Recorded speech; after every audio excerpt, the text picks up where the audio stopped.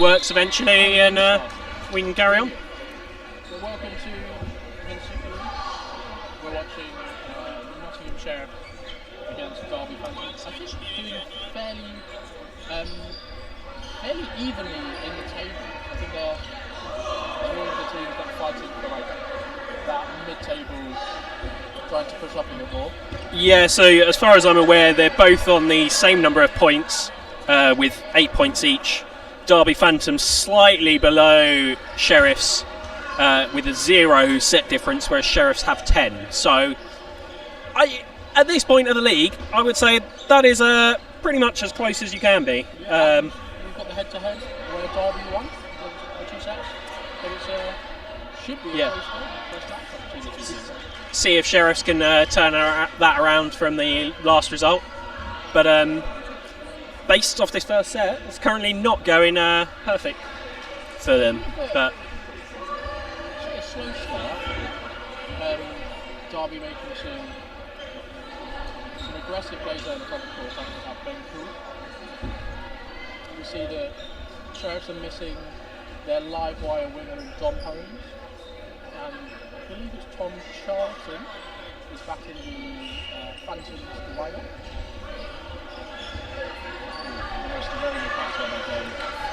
Really set himself, just couldn't quite secure it. Tom Bell's got quite a strong arm for his release. Whoa!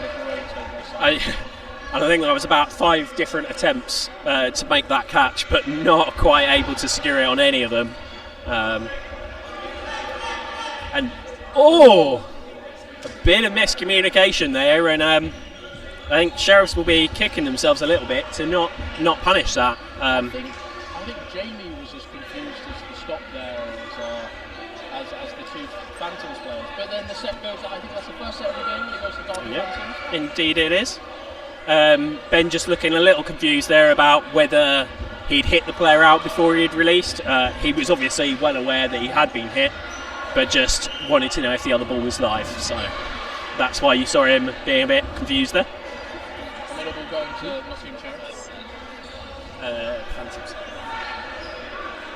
And a jumping catch off court, and then a wild catch by the Raven. Yeah, just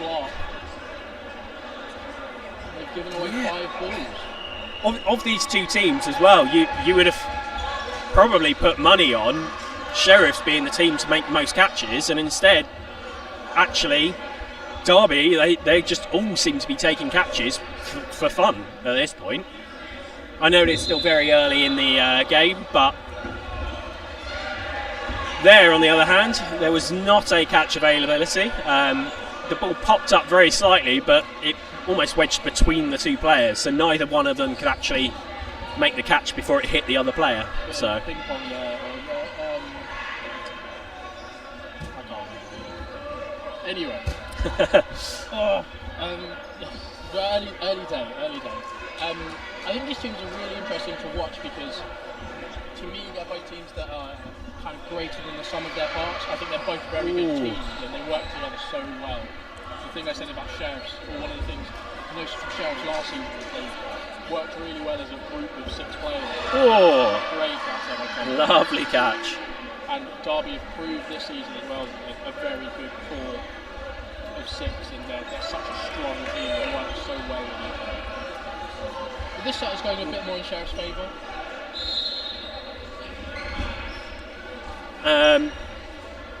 Well, I mean, you say that it's currently 4-on-2 for Phantoms. Letting that. Nice work there from Sam Ward, able to pre-throw and then get under the 2 attacking throws. Gets a hit and manages to stay in, and as well as that, gets 4 balls. But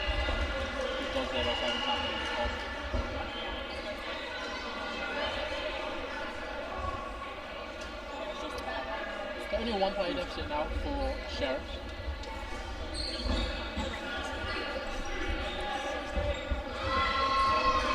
And that double running counter that the women are incredibly well known for comes out to play here for the men as well, and they're able to get that hit. Cheeky 2-ball release there. A lot closer than the might be tomorrow.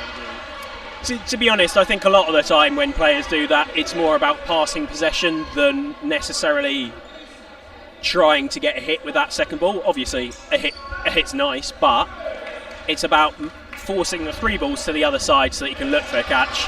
But unable to make it though. That was very well thrown by Derby there. All of those balls in a very tight grouping.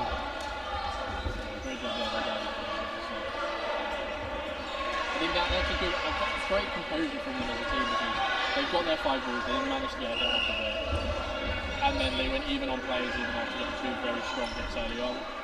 I think the composure just to grind the sets out to secure the win with a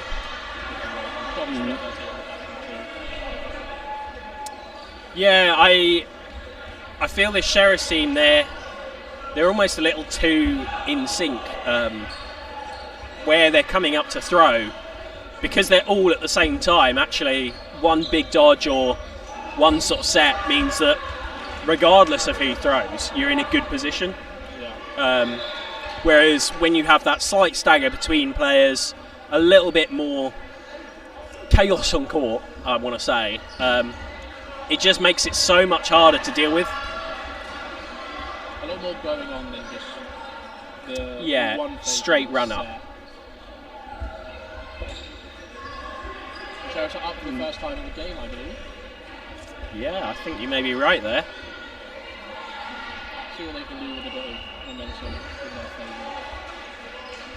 Ed looking to go for a pre-throw there, but that was well shut down. Sam himself turned and almost acknowledged that the ball was likely to be coming in. And Dave on the left wing there was just sort of like, no, if you release, I'm hitting you.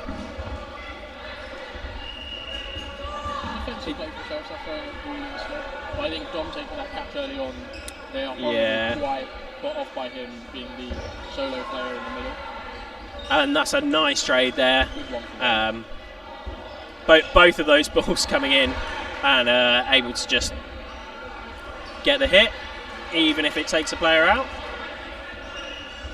3 balls now for Sheriffs, so let's see if they can really put the pressure on, get a hit here and hopefully get on the board.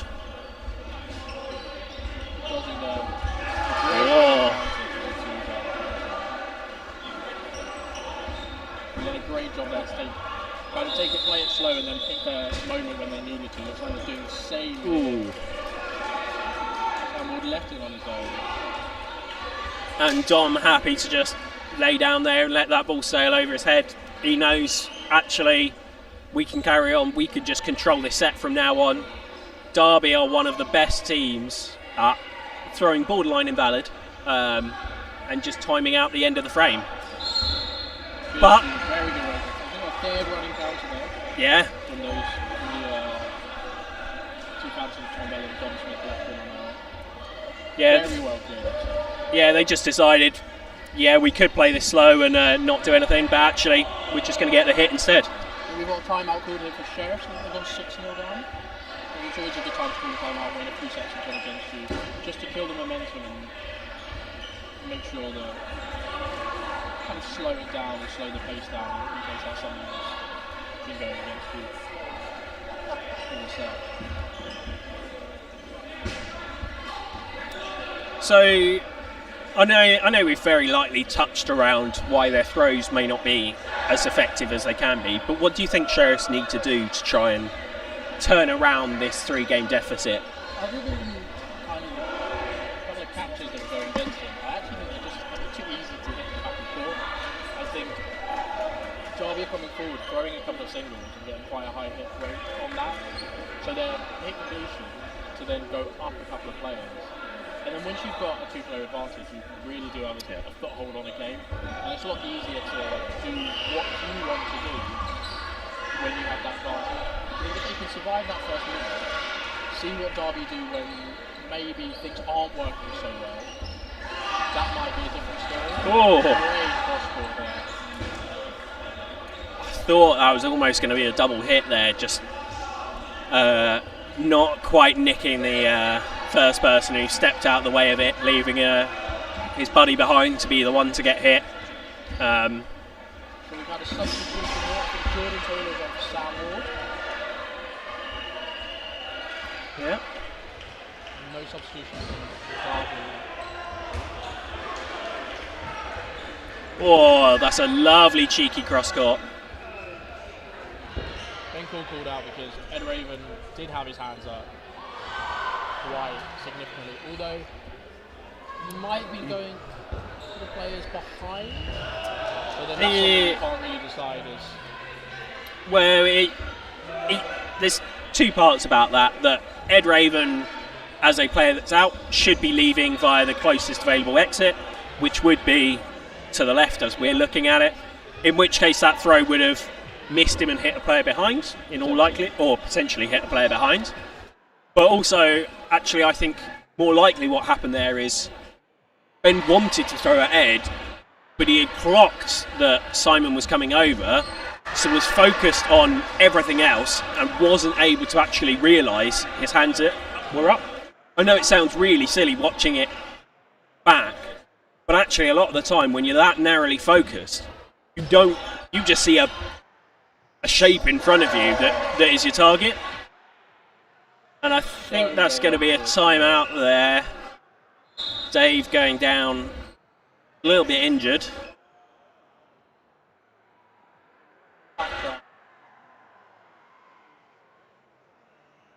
Yeah, looks like he's just checking to see if his nose is bleeding at all. Yeah.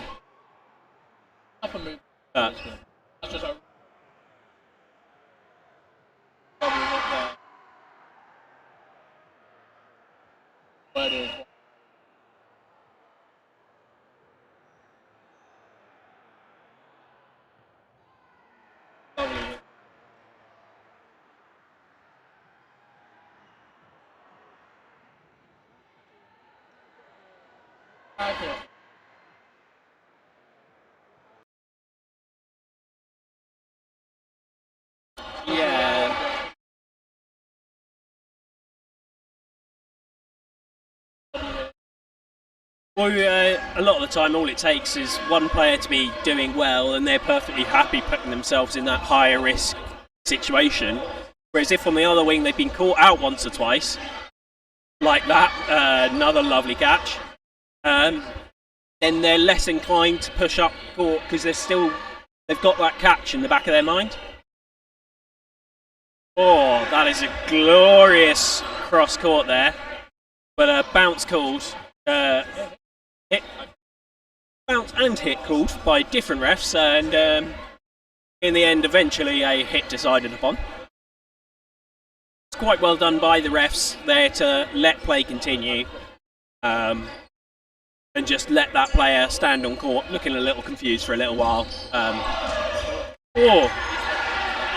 Another catch for Derby, and then the cheeky release forced Ben's ball to sail well over him because Ben was worried about being hit himself. So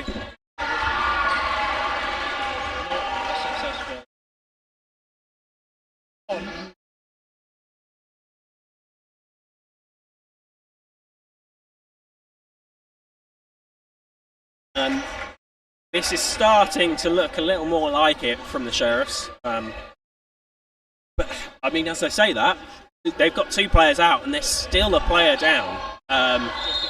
Obviously, they do have quite a lot of time left in this set, but still looking so difficult for them to get any points on the board.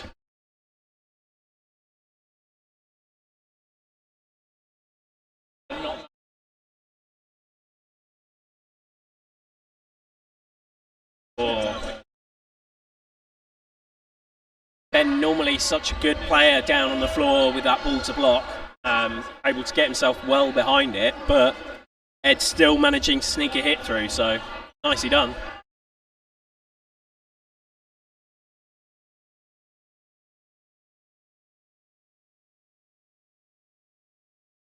Yeah, I feel this Sheriff's team just aren't really feeling it. I think, actually, if they had a little more mojo, suddenly some of those catches would stick and it would be perfectly fine. So,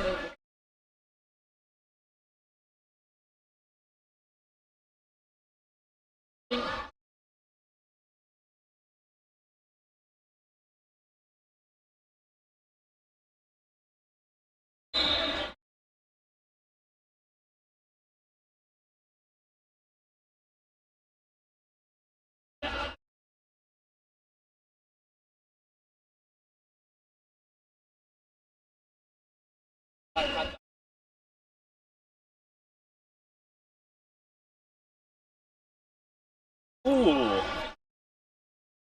Nice work there, but again, the Derby team, that was very close to being a catch. They're just able to enjoy themselves and have a good time here. Great question. Dave taking the ball.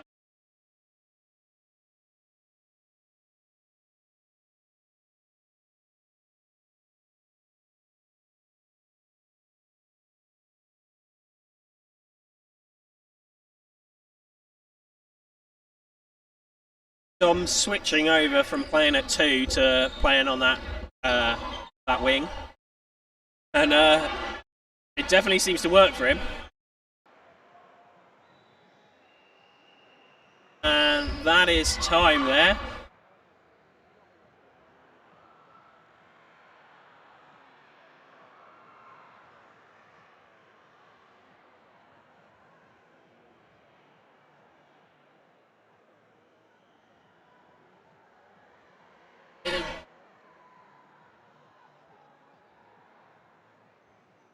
Derby take. Yeah. And from there, it was a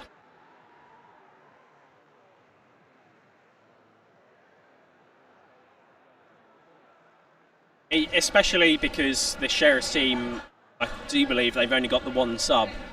A lot of the time when you're in that position where you are down, where you're struggling with things, sometimes actually just having 1 or 2 frames off, where you can then just sort of sit and go, all right, what was I doing? Okay, that was dumb. Let's reset my mind and actually start afresh when you come back on.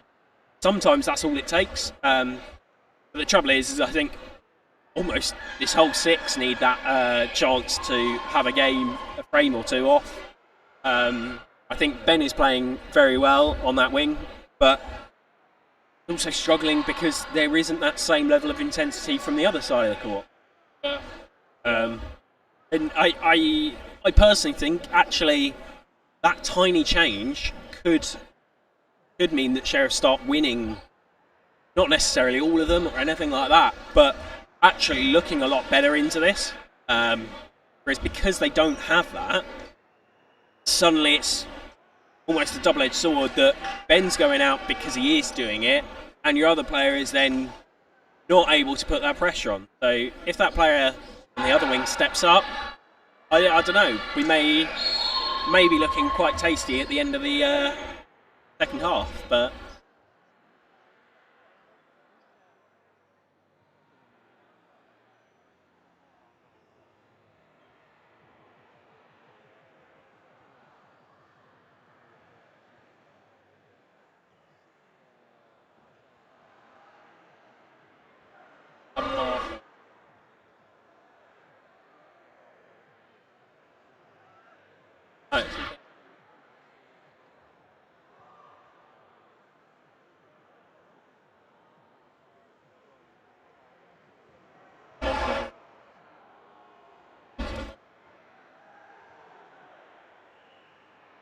and the second half is underway, and it starts off well for Sheriff, so they end up with their extra ball, third ball, so, and 2 hits, and I do believe that was Tom's first step on court, and it was a very brief one at that. Is recently back from injury, I do believe, so possibly still feeling a bit, was retrieving, so running around. Oh, lovely. That was beautiful.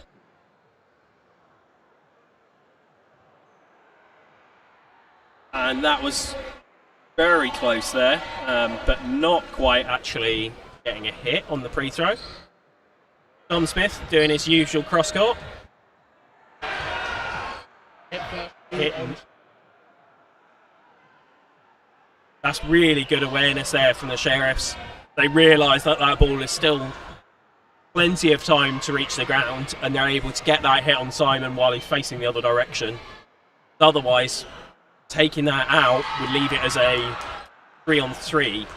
So instead, by getting that hit, 2 players up, and this is not long into this this frame, and another hit there. They're okay to release all of their balls there because they know they're only coming back 1 at a time, possibly 2 if he does a cheeky double throw, but there's no particular risk from massive throws or anything like that by only having 1 player left in.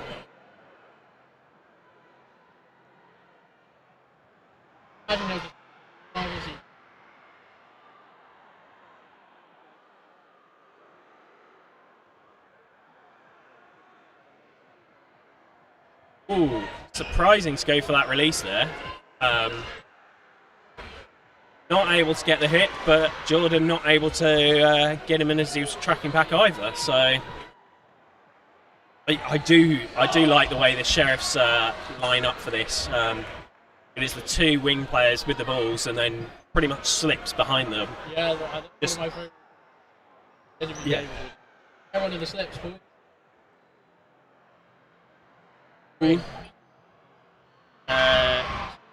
Dodgers, I was very much going to question Ben's play there, but it worked. put himself at risk, drawing the aggro off everyone else because he trusts himself as a better dodger than the rest. And hit called him right out. Yeah. And Sheriffs get their first win. And we can't actually see the scoreboard from here, but we're not entirely sure whether it was a draw at the end of the first half or it was the win for Derby. So apologies if our scoreboard is slightly out. We will make sure we check that.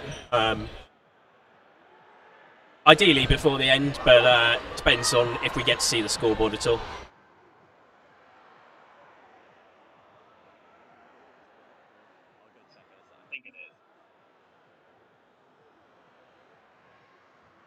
Oh! Oh! Ben going to be a little bit annoyed at having to go to the outbox for that. He gets a nice throw and a block into the player's face, and it bounces up. But it doesn't look like Derby have actually realised a catch was made. So, oh, have they? Ah, right. I'm tapping their area.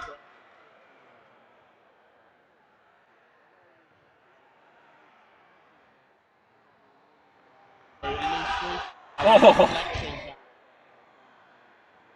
This is a really smart change-up from Sheriffs. They've realised that Derby have made quite a lot of catches, and they're going, what's the best way to deal with this? Let's just throw everything. Yeah. And showing that he's not quite as sprightly as he used to be, and getting back up from that. Oh. Yeah, just that timing where Dom wasn't quite able to get his hands and body fully turned to it, so able to get the hit there. But yeah, as I was saying, Sheriff's just deciding to release a lot of the time all of their balls, because actually they're going, you know what, getting that hit is worthwhile. And another questionable cheeky play by Ben, but it's paying off. So.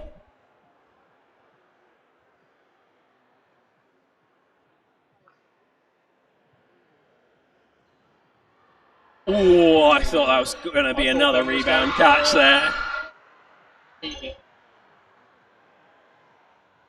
1v1.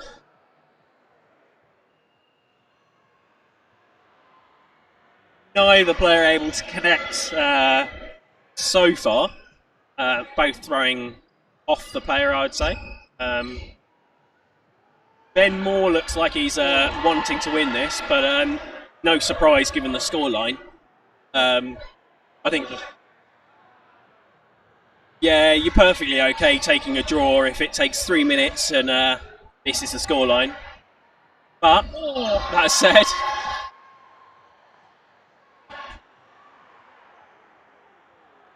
master painting. oh, Yeah, Ben.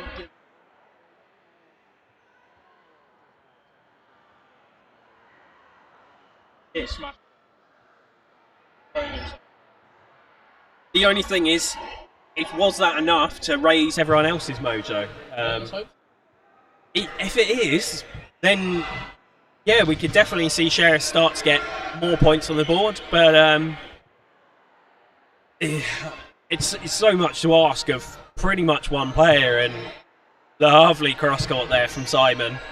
And as well as that, it's not just the release from Simon, it's the other players. Ed Raven, obviously, quite a big threat, is fixing a lot of eyes to that side of the court. Middle player as well, making movements, trying to draw people's attention, and it works. Opening themselves up to Derby, very clued in with it at the moment. Oh! Yeah, it's the speed at which he collapses down to the floor to secure that catch. I think Jordan will try to play with it, obviously with some pace there to set it up as much as possible, but just biting in a bit too much on that running counter there. Ed doing a really good job to take him out, knowing that he probably would have. Yeah, and Dom just a very nice, clean sacrifice play. Realises it's a 5-on-2. I'm just going to take that 1-for-1 trade, force it to be one player left in. But he has made another hit, so let's see what he can do. Nice, sensible, safe throws there from Derby. Definitely looking for the capture. I think he's one of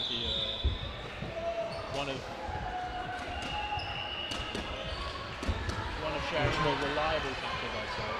Yeah, I think that's fair to say. The trouble is that Derby. Commentators, yeah. I was just about to say as well that Derby are very good at playing it off body, and based off the reactions of both the player and the surrounding other players, I think that wasn't quite the plan to go for a hit there, so quite lucky to get away with that. Jordan unlucky then not to make the hit on Ryan Ellis, who started his pass quite early. So I think that was a bit of a weird mix-up that they were doing at the start, where he was running for the ball but then needing to shift out to the wing. I don't know that it was necessarily a running counter, but yeah, just not quite tracking the player well enough, so it goes behind him. Yeah, it's also, I believe, Jordan being a left-handed player, that would have been an outside the arm shot, an angle that's probably not more comfortable for a left-handed player. And Dave there showing that he is used to the international rules, puts the ball down rather than passing it off to a teammate. You are allowed to pass to a teammate under the BD rules, but in Euros it does have to be placed on the ground where you are out. And Dom just showing off his flexibility as well. Decides to go for a bit of a, I'm going to call it an IKEA folding table. Yeah. Yeah. Just folds himself under the wall.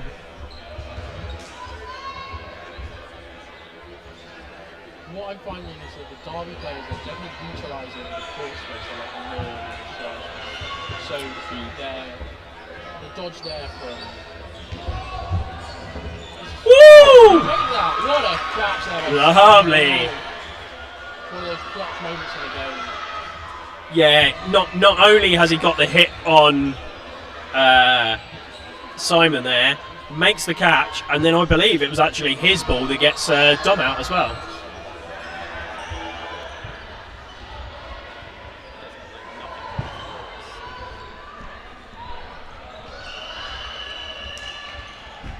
So apologies about the slight audio issues that there may have been. We're trying to just streamline things to be a little bit better for you at home watching.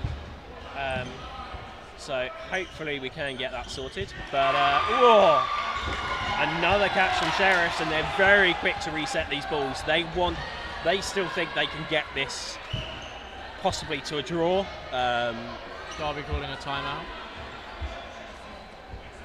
Just to kill that momentum, which I think is a really smart timeout to make. That catch at the end was obviously quite a big clutch moment. A really good way to end the set for Sheriffs. And we have just confirmed the score is actually 14-6, which I believe means that end of the first half was a draw rather than a win for Derby. So we've just clarified that, which then makes a bit more sense as to why Phantoms are rushing so much. It makes it a lot more a manageable deficit. Granted, still a lot of work for them to do, but I think with how close these teams are in the table, any point makes a difference. So they really need to work to get the points difference and to keep them active. And that's the other thing, that actually there's, I think, 8 points difference separating these two teams. So any sort of narrowing of that is huge, because it may well come down to points at the end, set difference at the end of the season. So.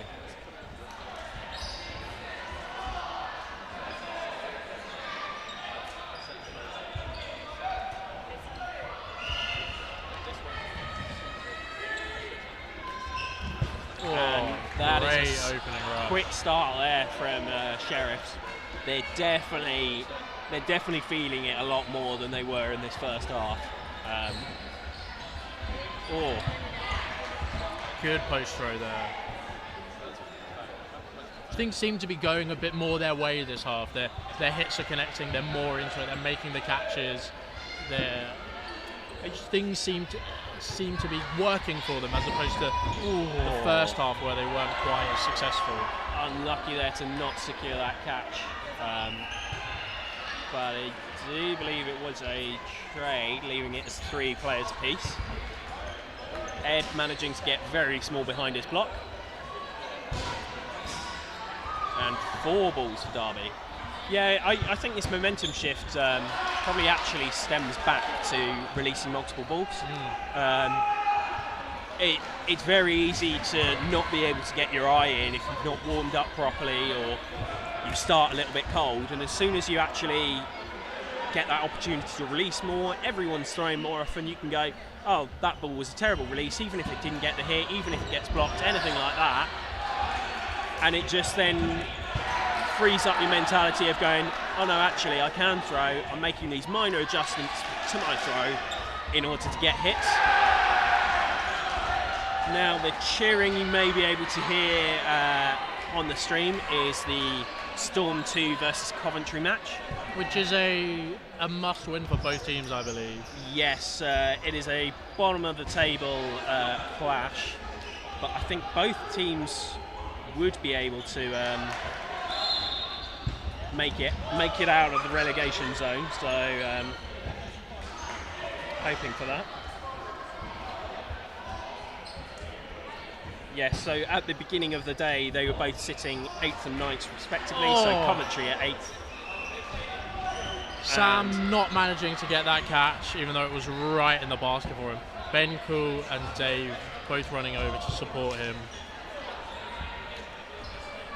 Yeah, I think they're aware at this point that actually the game is pretty much done. They're not going to be able to overturn this deficit, so actually they're going, you know what, it's more important to have fun, to enjoy ourselves, and be able to start playing better because of that. Yeah, and you also remember this goes into the second game, so I believe Sheriffs do have another game. I do believe they both actually already played their games, so I will check that for everyone.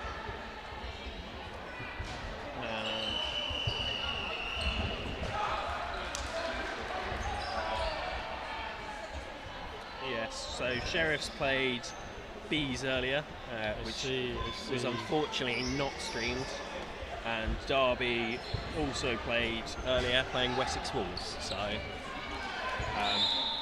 this is them done after this. Well, unless they have any reffing duties or anything else. That's very true. Which actually I believe they may. Oh, and the double hit there. And the little consolation prize there for Sheriffs. I think they played well. That 10-12 point deficit was a little too much for them to be able to overcome, and I think it's very well done to Derby to be able to control a game in the way they did, to make that second half last as long as possible, and some of those sets last the full 3 minutes. Yeah, I think it was that early catches that just meant Sheriffs were worried about throwing, but also losing players quite regularly to being caught out. So the commentator's MVP, I'm going to leave this one over to you. Who do you believe is the MVP for this match? So my opinion of MVP is as a player that, obviously the most valuable player, if that player was removed from the team, would they have been as successful as they were? Yeah. And I think for a few reasons I want to give it to Ed Raven, because firstly, he doesn't always get the opportunity to show how good of a player he is. He's quite a big target, so a lot of teams have tactics and techniques to be able to deal with players such as himself. Now that he did have an opportunity to play kind of the way he wanted to play, I think he showed how good he is as a player in these English leagues. So I'll be giving it to Ed Raven. Yeah. So congratulations, Ed. And in case anyone wasn't aware, we will be looking to do more streaming. We're not entirely sure on where this will be happening, but please do keep your eyes peeled. We will make sure we post it everywhere we can. It'll be on all Dodgeball streams or all Dodgeball media outlets that we can get our hands on. The Facebook groups, your Instagrams, your whatnots. So yeah, keep an eyes peeled for that, and we'll rejoin you for the next game. Thank you very much. Cheers.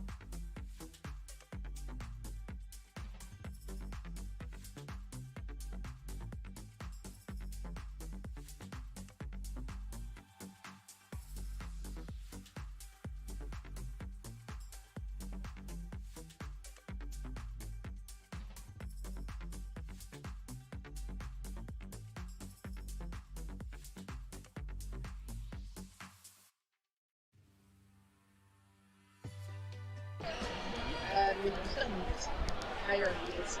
Hello and welcome back.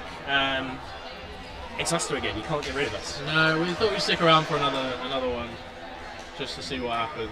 A very good game, we hope, coming up with Leamington Spartans versus Bedford Rangers. Yeah. So Spartans managing to dispatch Storm on their second half of the fixture, managing to avoid their previous slip up to Storm. Yes. Whereas Rangers, with their very, very disgusting scheduling of Meteors Spartans back to back again.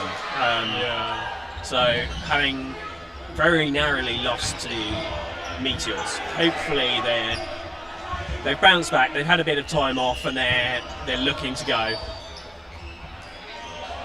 Oh, that is a cheeky shot from Straubs. Able to get a hit there and go one player up. Spartans being quite happy to give away possession so far. I know it's only been very few plays, but looking to go for it. Yeah, great trade there. Nearly getting the hit on Simon Parsons, and I believe it was Reese from the other court. A great standing counter there. Reese from the other side getting the revenge hit. Yeah.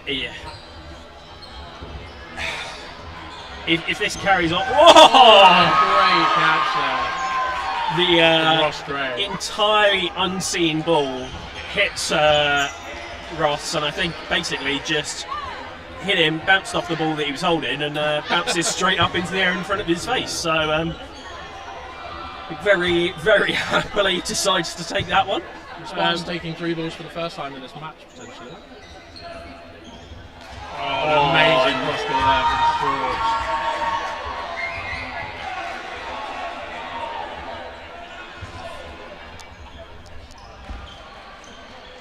And that's nice faking there from the Spartans team, putting 2 players over on one side. Everyone's expecting the ball to go that way, and instead it's released from the other side. Alex Harrison basing up possession there from Ross Gray. And very coolly collects that pre-throw that was blocked into the ground as well. So not only did they release 4, but they still had a ball in hand in case anything popped up. So very handily done. Ross left in on his own against 4 of the Spartans. Probably looking to take another catch. Has already made a catch, so doesn't manage to get out of the way of that one. Very well finished by Leamington. I think a couple of those early hits, maybe caught Rangers napping. They might not have warmed into the game as quickly as they wanted to. A couple of standing counters, a couple of post throws, and then from there, it's, as we said in the last game, when you have a couple players advantage, you can just grind out the set.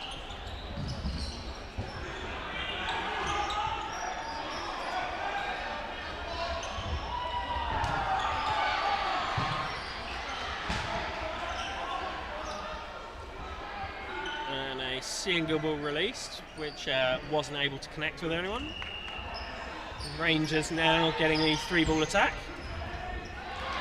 Again, going for these cheeky cross courts, things like that at ball, but a lot of players seem very good at keeping themselves in. And again, as I say that, I don't believe he had a ball at the time, but unfortunate out there. I find cross-courting works maybe later on in games. I prefer to work at the players opposite. Ooh. That was 2 very nearly catches there. First by Straubs, not quite able to take enough out that ball, and it just bounces back a bit too far. And then the counter from, I believe it was Neely, just again. It was there, just not quite secured. I think he was in a bit 2 minds of what to do there, Straubs, to dodge or take the catch. Good play there to get Scotty out. And the 1-for-1 there, taking out Tamas. But again, Spartans are going to be very happy with that trade. Tamas, such an influential player. And in case anyone is, again, wondering what the shouting is, the other court is the Bees versus Storm 1. Great take. Alex, very disappointed with himself there. I think as soon as he released it, he knew that was not the right place to throw, and able to secure that catch. Jordan looking like he's calling a skim on the back, but Jordan, Scott, and Sam, I believe, all calling here. Scott is what I quite like to see from a middle ref is looking at his line refs for confirmation. And a great take there by Sam Richards to bring back in Straws. Yeah, it's good to see a middle ref looking at his line refs or her line refs for confirmation, just to make sure. Well, it's also that thing where if you think it may have happened and you look around and suddenly everyone else is also sort of like, oh, maybe, it's probably worth at that point pausing play, bringing the refs in and just going, actually, what did happen? Whereas a lot of the time you see that missed where several refs go, oh, it may have got a hit, but they're not sure, and nothing ends up being called. And there's the time. Sam Richards putting Ben Cool for his money, through a run for his money with a dodging there. Yeah. He's having to take out a piece of ear jewellery, I believe. Not sure why refs were called in from the middle there. Not refs, sorry, captains. Lewis Diggins being brought on for that quick substitution whilst Sam is removing his offending item of yes.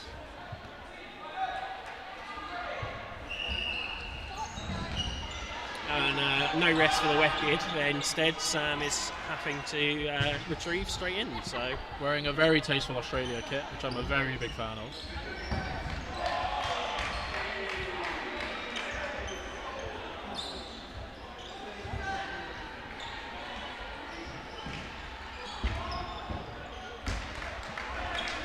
This set seems to be a bit more the Spartans we've learned to see with the single ball and just putting their stamp on the game.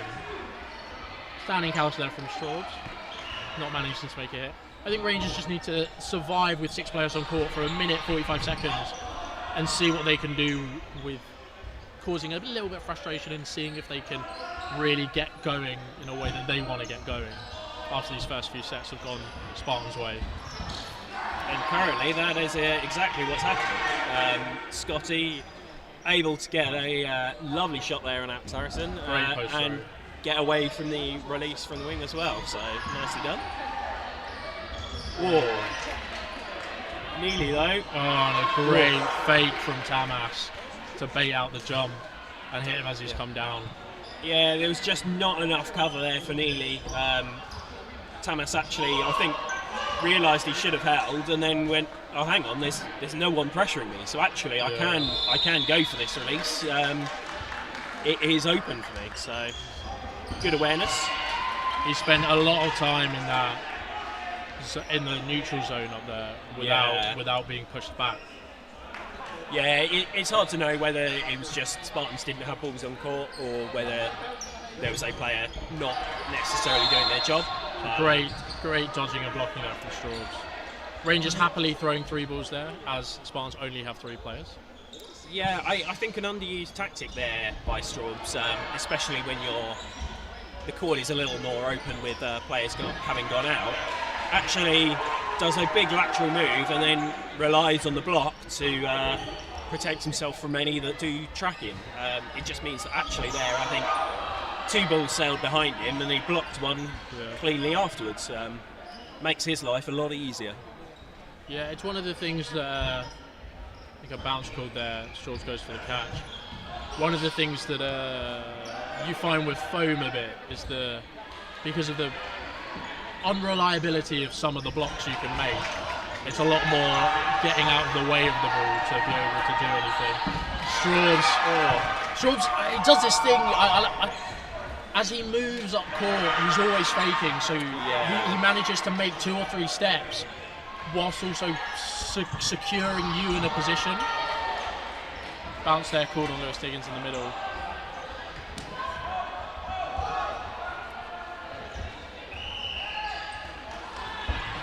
think time there has been called. Rangers are a bit frustrated there because they believe they hit Lewis in the middle, even though refs did call it a bounce. That set has gone to Spartans. I think it's 6-2? 6-0, I believe. So, not the start the Rangers wanted. No. But again, it's that fixture is so brutal that actually they get in their heads around their earlier loss. It's two incredibly tough teams to play, and it's also then the fitness aspect as well. You're playing two very tight games, one game in between to have off. It's not a lot of time to recover. Whereas then a lot of other teams, like they may have an easier first game, an easier second game. They can put everything that they want into that one game, knowing that the other game doesn't matter as much. But also with preparation as well, the mental side of things. Yeah. Sometimes if you're only looking at one team and dissecting your games against those, you have an easier time as opposed to trying to do the classroom stuff for 2 games. And play ball's been called there. Really looking a little annoyed that the play ball wasn't earlier, and an entire change of possession there. And I think 5 balls have gone to Spartans. We'll see what they can do here. They've gone in the middle there, making 2 hits, but there was a catch. So even with the 2 hits, it's still an even exchange. And giving 5 balls. And a great catch by Alex. I believe Alex did that to Scotty in their first game as well. The jumping catch. That is a very nice cross court there from Neely. Yeah. Especially because, as you were saying earlier, another left-handed player, it's very hard to get that release out along your shoulder rather than follow through a little bit further than he would if he were a right-handed player. So very nicely done to get that hit. Managed to get 5 balls after that attack as well, and have hit a rich from that. Now they've got 3 balls. And I wouldn't be surprised to see a timeout called here after this frame. Potentially. I think Rangers in the past haven't called times out as early as they could have. So they're jumping straight back on court.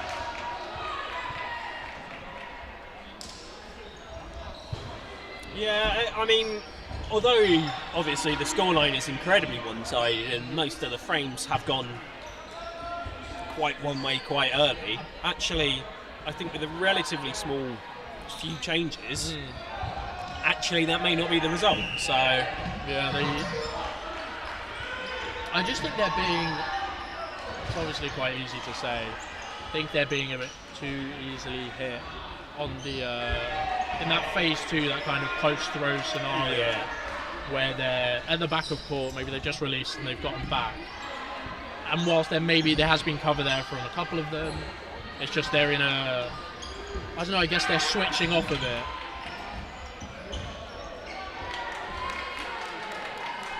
Both players called out there. Simon getting what he wanted there. Rushes Lewis Diggins despite not having a ball. Does get hit, but does glance his foot on the way down, I believe. So Simon ends up going out, but for a 2-player trade, so worth it for him. Neely playing that high press like teams of old. And somehow with a... I thought as Jared dropped the ball onto Neely, Neely was going to roll over and just secure the catch.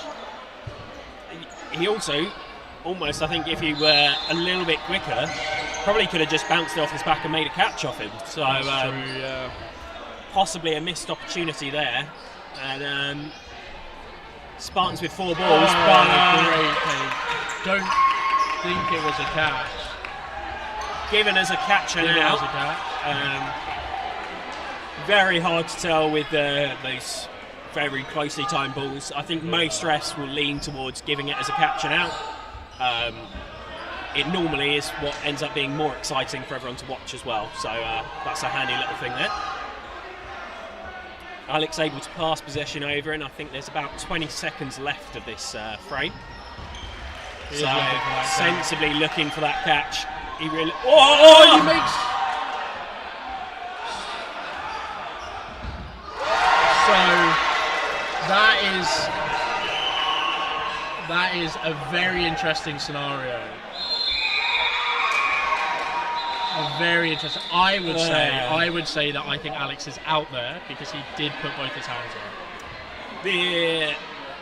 It's a difficult thing because Alex has done what he should as a player and gone, I believe I'm out, and put his hands up. It's the exact same as a player stepping off court when they believe they are out, and actually the ref's going, no, you weren't out, step back on court.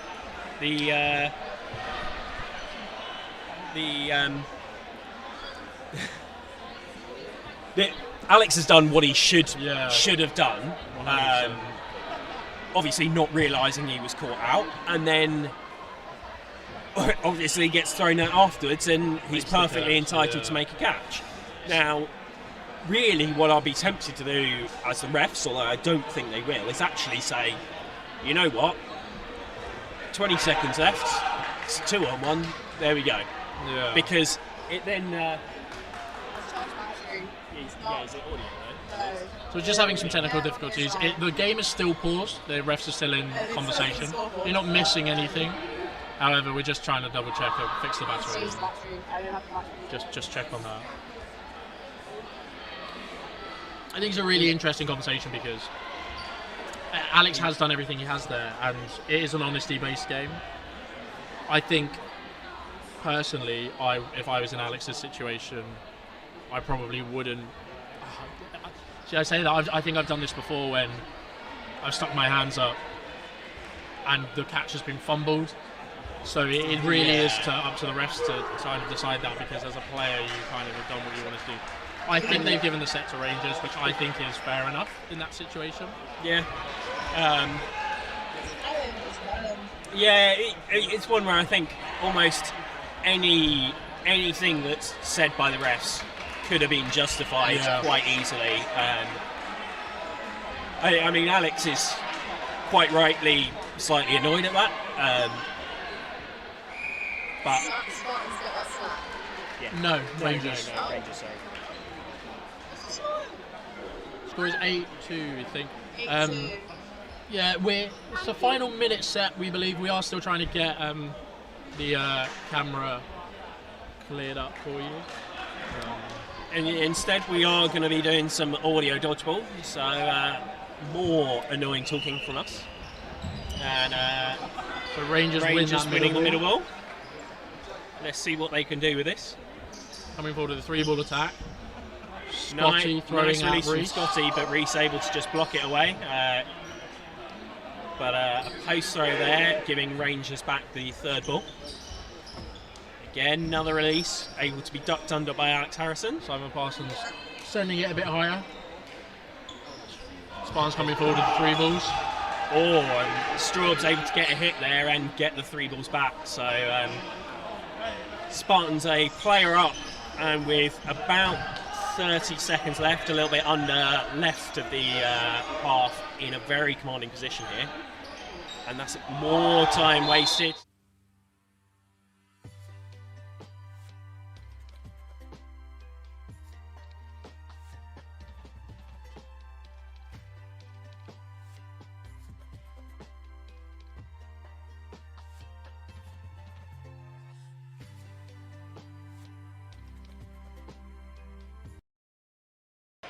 Wasn't instantly called by anyone, so not entirely sure what the refs will end up deciding. I think if that does end up being a catch, this could end up being a draw at the end. But I think, based off everyone's reactions, I think it was the Spartans win. Yes, 10-2 is the score that is being shown by the centre ref here. So a hit before the catch called. Scotty unlucky not to take that one, but it was very well controlled by Spartans. So what do you feel Rangers need to try and do to turn some of these close sets around? I think they're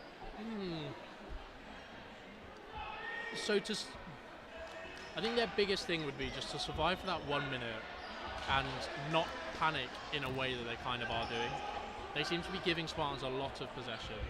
It seems to be Spartans are coming forward with the 4-ball attacks, with the 5-ball attacks.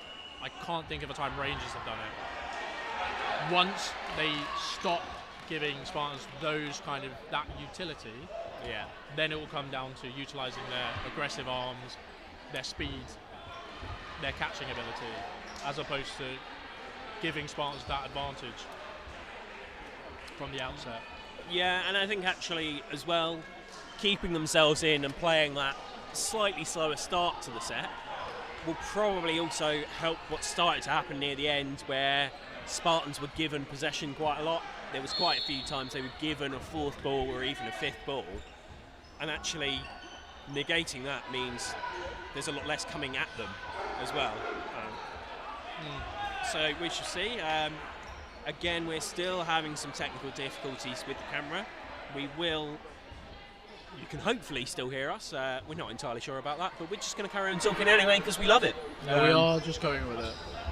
So hopefully the camera should be kicking in shortly, and you will be back with us, and I do believe that is the case. So apologies for that.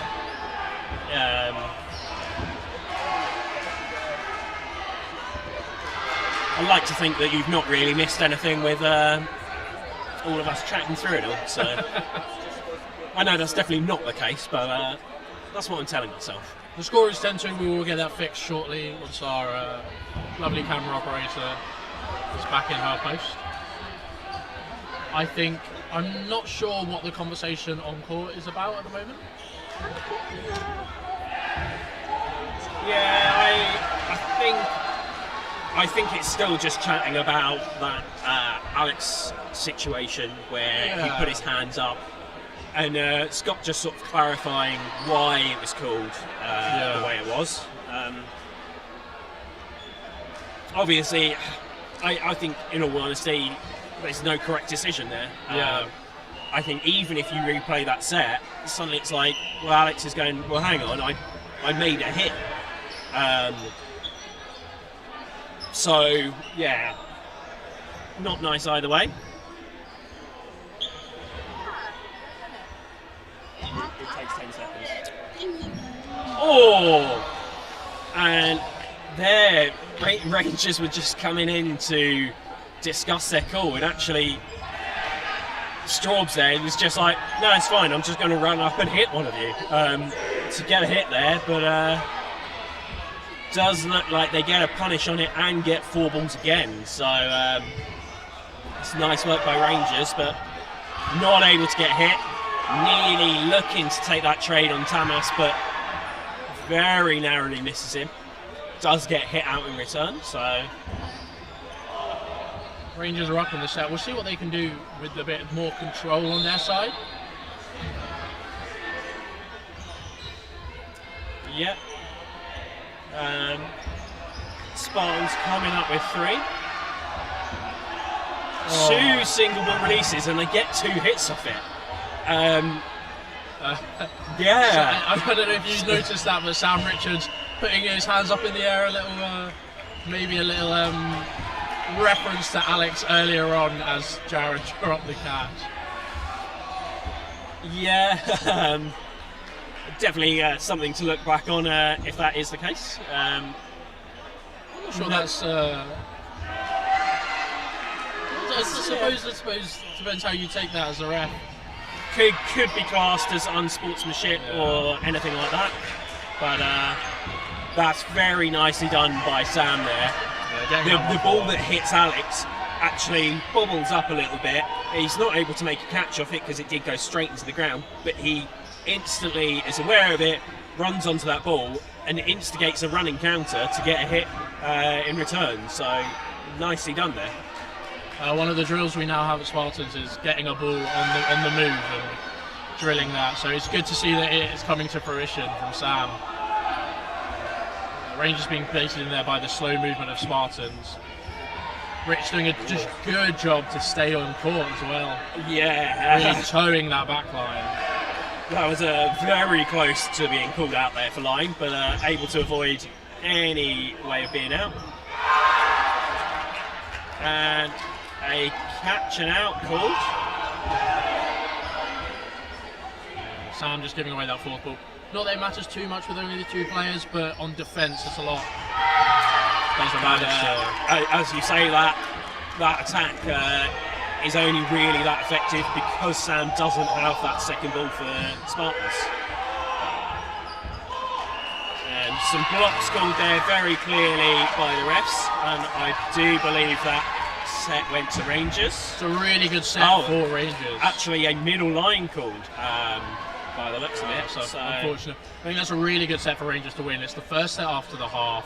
They went up and then down and then brought it back with some good clutch moments. And I think for the mental game, for their thought processes, and I think that's a very, very secure kind of steadying the ship a bit for them. We're just reapplying some tape on the floor to make sure it's visible for the players.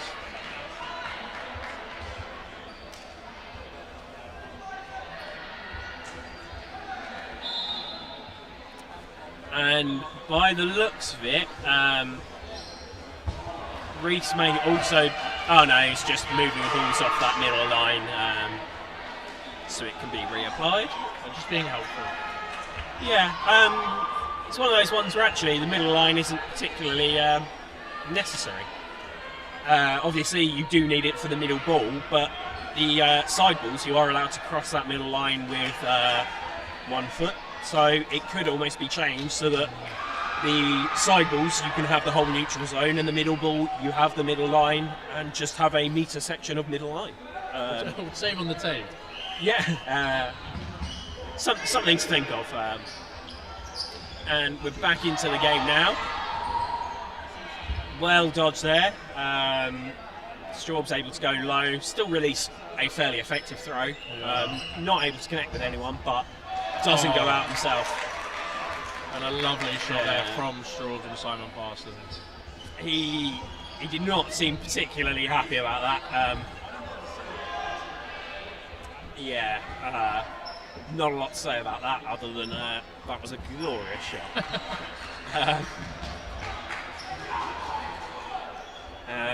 Scotty able to secure that ball, the bounce just in front of him, so blocks it and very quickly gets his hands on it as well, meaning they were able to do the attack quite early before Spartans were fully set, but not able to pay off for any players out. Ooh, Jared there, very unlucky. I think he was aware of who was throwing, moves to the side, but just isn't quite able to take it. The ball was quite well placed at shoulder after the move finished, so very difficult catch to take, but still nearly takes it. So Spartans opting to play a bit more aggressively on D, really trying to own that neutral zone. Oh, 3 players out and then a catch. So that ball hit Reese, hit Alex, hit Alex and Sam possibly at the same time, tipped behind them both. I think Sam then tipped him up. Oh, Sam, I think, then knocks it up to Finn, like volleyball style. But that, dependent on the order of the hits, that may not be counted as a catch there. So I think it depends whether it hits Sam on the way through or whether it is Alex first. I think it's always a catch because Finn is the one that makes. So the ball is always live. Yeah. But it's a dead player playing a ball. That's true. Is the only reason it wouldn't be called, because otherwise a player could basically make a catch after they're out and then bobble said catch and pass it to a teammate who makes the catch, and all of a sudden it's allowed. So that's why the rule is in place. You obviously don't want players playing volleyball. Playing volleyball after they're out, especially. So it'll be interesting to see what the final decision the refs come to here. Yeah. While that was all happening, I do believe there was a counter from Straubs. I think Straubs made a catch on Rich. Right. Because... No, I don't think he did, because they've only got 4 players left on court for Spartans, so I think he must have made a hit on some of the other Rangers players. No, because I think Reese was the first player hit. So Reese gets hit and caught back in by Straubs. Then the ball goes up, and that's so when the whole... should be another player in for Spartans if that's the case. Potentially. I don't know. Not entirely sure what happened. A lot happened. No doubt you can expect to see that on the Dodgeball highlights page later. He lined. And quite intentionally. Very, very quick line foul. I think caught not only us but most of the Spartans players off guard there. Here it looks like Rangers are just... There's still time to turn it round, but with the way Spartans are playing, I think it's going to be very difficult. But a chance to narrow... Oh! As he's flying off court. And despite wrongly polling, still manages to keep the ball off the floor in his possession as well. So extra style points coming into play there. As you may notice, Rangers only have 4 players on court after that. Tamas has been blue carded.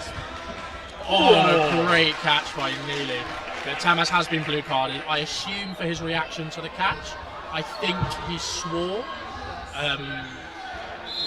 I think I heard something. But anyway, the refs have called it there. Now, I'm not 100% sure, but I think swearing may well be a yellow card rather than a blue card. So we'll have to see how long he's sat in this outbox for. I believe it's to do on the intention of the swearing. So yes. If you swear in general, as in you just swear, I think that's just a blue card or potentially a warning. If you're swearing towards somebody, then that's then a straight yellow. And And if you swear at officials, I believe it's a red card. Oh. Depending on the nature, I think. Spartans very happy here to just be killing the time off. Just throwing single and another line. Tamas coming back on, so it was a blue card. Yeah, so not 100% sure on the score at the moment. It is either 10 or 12, or I do believe possibly 14. I think it might be 16 for possibly 16. So I think they've had a few sets in this. Yeah, there were very few quick sets there, and a lot of confusion on court. So apologies for missing that. So Rangers now really just looking to narrow this points deficit, and I think they may drop below the chasing pack as well. So not only are they... Great take from Tamas there. Yeah, not only are Rangers quite possibly no longer in contention for winning the league, they may no longer be sat in the medal zone. It is going to end up on the other results by Bees and Storm, but I do believe Storm has at least one loss and are currently playing Bees. So I'm not sure there's a scoreboard on that board. I think Bees beat Rangers earlier, so Bees could end up with 2 wins. It may be a win each for Bees and Storm and 2 losses for Rangers. So either way, if this continues as it is, Rangers are going to be falling adrift of that chasing pack a little bit. Obviously, there's still plenty of time to get back into it and compete for that third place. But first or second is looking rather out of it if things continue as expected from now on. And then the chasing pack is a couple of games behind, a couple of points behind of the catch there by Ross to take out the newly subbed on Tetley. The cheering from the other court makes it sound like... I believe it is now Bees possibly... No, it was a Storm winning that set. And I believe it is now even on that court, There is a scoreboard. I think it might be 14-12. Oh, so yeah. Storm likely the team that is down as they were quickly running to reset. But a very frantic game over there. But we will try and not get distracted by that and continue doing our job on this court. Oh, that's a nice Bounce there called by on the catch by Thomas. Yeah, I feel that may have also been a decision to try and be cheeky there. Reese gets called out for throwing the ball into front. Scotty makes a catch at the front, unable to get a hit with his quick release on either of the two players that hit him afterwards, but Rangers currently a player up. I think they're calling And I refs believe in that for is that. full time. I think it is full time, so of that frame, sorry, not of the second half, but yeah, things got interesting. Yes, very quickly. A very good tombstone there at the front of the court by Scotty. Yeah. Yeah, also quite good awareness by the Spartans players in realising, I think they didn't realise straight away that actually the ball went up and he could have got a hit and prevented the catch, but instead able to get the hit on Scotty after the catch as well, rather than letting him get a hit on them. We've got a timeout called here. And because of that, we are going to switch our eyes, not the stream, unfortunately, over to the other court. Currently, it is 2 players against 2. He's able to hit out Steve, leaving just Jamie Craddock left on. And it's Liam Ryder and Russ McGuigan on. Still think there's going to be quite a bit of time left. No, in fact, whistle was just blown, which looks like Bees won that frame, and I think they win the game. I think they win the game. So very, very close match on that court. Could have swung either way at the end. Yeah, every time we glanced over it looked at a very, very close game. Yeah, so I do believe that is 2 wins for Bees today. I'm unsure of what's happening at the moment on the Spartans game. I think they're having a clarification about the time. We're unsure. We don't know what the time is. It doesn't look like they know what the time is, to be honest. So we shall see. And seeing as there is a little break, I'm going to drop off so that I can start warming up for my next game. Yeah, of course. Leave me on my own. I'm leaving you in very capable hands though. Thank you very much to Tim for his contributions, the commentating today. He's got. Have you got next? I think that's being streamed, so you will see Tim jump on court. There's an early hit out from Tetley. 6 Rangers left in. No idea how long's left in this half.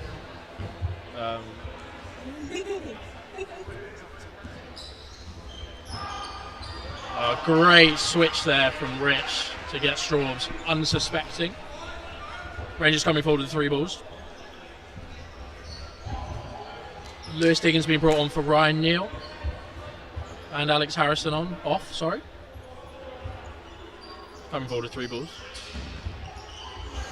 Almost a block onto one of his own players from Simon Parsons. Tamas applying some high press on Reese Woodgate.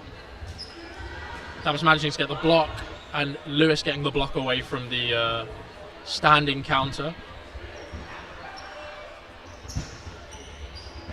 A great hit there from Scotty, and a brilliant return hit, from Reese. Jared getting under that hit, or that attempted hit from Sam Richards.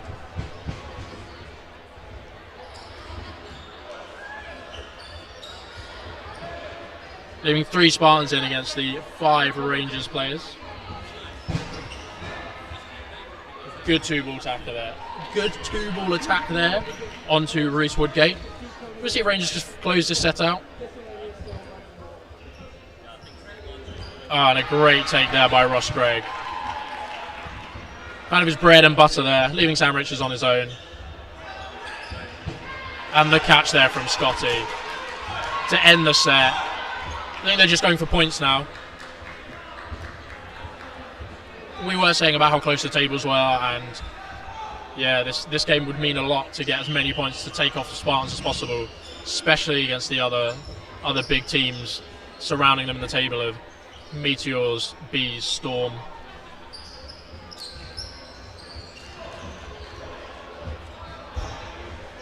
Scotty happy with playing the 2-ball game here.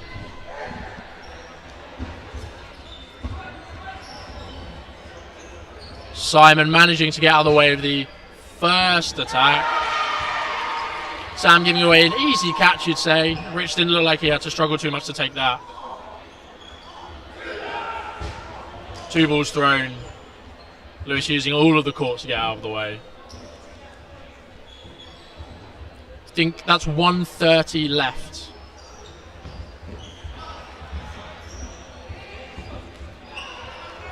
Good hit there by Finn onto Scotty. Spartans managing to make that a 2-for-0 trade. Rich not really listening to his team, I don't think, not realising they had 4 balls, giving away that single. Reese managing to block that second ball, not falling foul of the same fate as the last set. 4 balls now with the Spartans boys. Oh! Reese tried to go for it, didn't manage to make it, falling over that middle line. Rangers with 3 balls now against the 3 Spartans.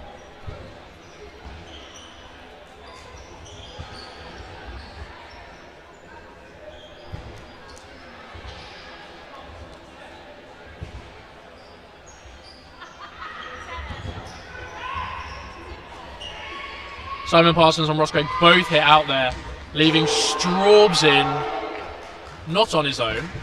So I didn't realise Finn was in at the back. Finn and Straubs against Rich and Tamas. Spartans with possession. 2 blocks there and a bounce. 2 bounces called by referee Sam Ward. Got a very good view of that. Very good job for Tamas to get out of the way.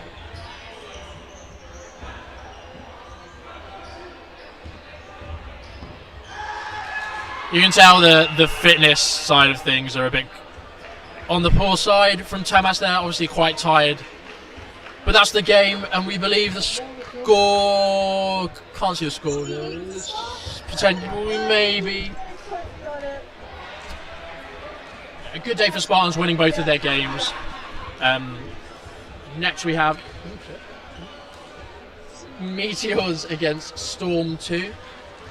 And I think I'm handing you over to Greg, the man Whitehouse. There you go.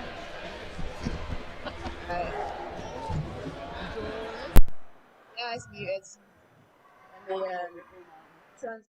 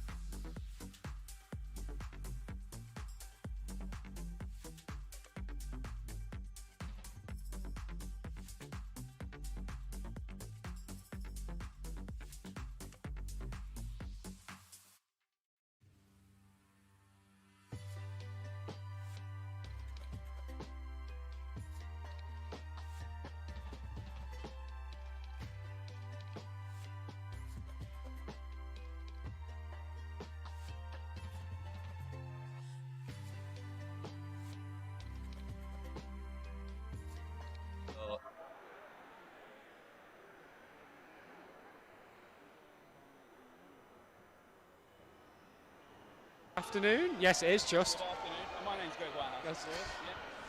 The last game of Men's Super League. It is, I believe, yeah. A good one, obviously. Meteors picking up that win earlier on against Rangers. Yeah. Rangers yet again with that hardest day in Super League where you play Spartans and Meteors in one meet. Nobody wants that. No. Unfortunately, coming away with the 2 losses, but Meteors will be playing Storm 2. And it's an interesting one, isn't it, this game? Because obviously on paper, Meteors are the heavy favourites, of course. But, you know, Storm 2 have been more than competitive and, you know, they haven't got a lot to play for at this point. I believe without having the table to hand that they are at the bottom now, or at least near there. You know, they're scrapping for points. If you're Storm 2 player here, what have you got to lose? Yeah. Realistically. You put everything on the line. It's that big, huge risk, huge reward that we talk about. Especially like with Super League, it's very tough. Obviously, year on year, as year goes by, you'll sort of really start to get a true Super League, I guess. You know.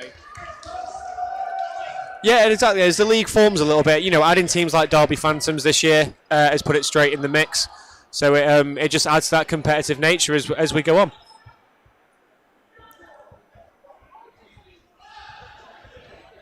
Just having a few sound issues at the moment, so please bear with us. We'll make sure we get the microphones right for the start. Just tap that microphone for me.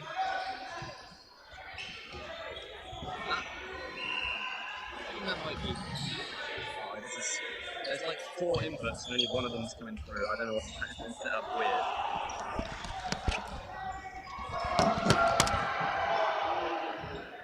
Yeah, and that's a bold start from Storm 2. They had 3 balls. They threw 2 singles at 2 different targets. It's brave if you want to give Meteors 4 balls straight from the off, isn't it?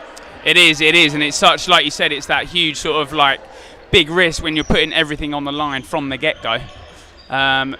Please do say if there is any problems with the microphones. We are still testing and trying a new headset time, but that is it's a really good free throw. And there's some good trades in that as well. Yeah, obviously, they've taken out Tim Day. Tim Day is then obviously responded on by Christopherson. Then Christopherson's also hit. It's that trading that you're looking for. It's not the large neutral zone that we play sort of as opposed to European and world rule set, but you know, that high court presence can definitely reward you a lot in the game. And a great dodge to get them 4 as well. Let's see what they do. Oh, although they've only thrown 2, I think that's a good call from Storm.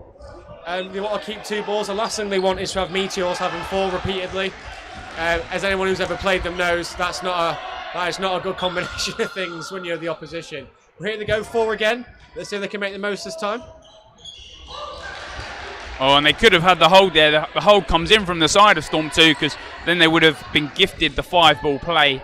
But yet again, Storm not sort of taking those hits and they've got the 4 balls in hand. And a double from a pre-throw. Great hit there. And it looks like Simon might have hurt himself. Jones, 23, you can see in the bottom right of your screen. He's feeling that elbow. Good block there. Safe throw. Nathan thinks he's hit him. No, block's called by ref. No other line refs gave it either. This is a big start for Storm 2. Around halfway in the set. I don't think many people had a 4-2 to Storm first set. It's a great start for Storm 2. Like you said, that ball from Nathan David there, borderline invalid, but refs are fine with that. That invalid will come when it's played without a meter. Play 2, a good play 2 from Storm there. Oh, great hit from Sai. We didn't give him the catch he was looking for, but he just couldn't get out of the way. Yeah, and it's that experience that you get from both of these boys on the side of Meteors that it's going to prove ever deadly as this set goes on. The ball pops up, but he can't quite get his hands on it. Nathan David does punish for that. But did he go a little early with the pre-throw, maybe? I think so. He's left himself in that position that's very hard to move out of. Nathan David obviously takes advantage on that. Block again. Oh, and a hit on Wyatt. What's on the whistle? And that's really unfortunate for Storm 2 there. They played really well throughout. Controlled it, I thought, quite nicely, actually. And they didn't. It was in that dying 30 seconds where Storm really fell apart. It was where Meteors, like we said, the experience of Nathan David and Simon Jones really pulled through. This Storm team, you know, have been playing, some of these boys have been playing for a very long time. Yeah, so Meteors obviously go 2-0 up there in that game. A win in that 3-minute set will give you the 2 set points. You're right, though. There is a lot of experience knocking around that Storm 2 team. You look at Jake White over at 6. He's been around the game around the same amount of time as me, so, you know, around a decade, give or take. So he adds a lot to this team, a nice calming presence for them. Because obviously, like you saw in that last set, things got a bit heated, but he kept his head well. And that's a great pre-throw, as we've said that. What is the opposite to a commentator's curse? Commentator's blessing. Yeah, and that's what's just happened there on a pre-throw on Christopherson. And that's all they need. Storm just have to dodge that single ball, and it's what Storm, I guess, will probably do very well in this game. Simon Jones goes low, but maybe a little too early. The ball sort of rises up. So yet again, Storm ahead in this set. And that's really good safe throws. You know, Nathan set himself in a catching position. And the throws from Storm 2 have come in. There's no way he's catching that unless he pulls off something miraculous. But there's also no danger of invalid. It's an undervalued skill, I think, sometimes. Let's see now, 6 on 3. How long we got? About a minute played as well. Yeah. But do not count Storm 2 out of this. Meteors out of this, because obviously they were 4 on 2 in that last set. Storm obviously turned that. Meteors turned that around. All 5 balls for Meteors. So 2 players down. Will they make a hit here? And they do just that. Great timing, great throwing. How's the ball retention staying here? Storm have at least 1. I think they're going to have a second coming in. It's under the table. What's Scott's decision? Back to Meteors. 4 for them again.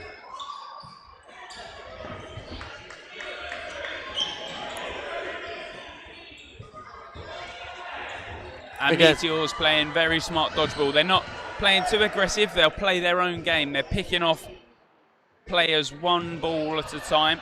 And if they do throw the 2, look at that. Great timing. Some great dodging from the side of Storm 2.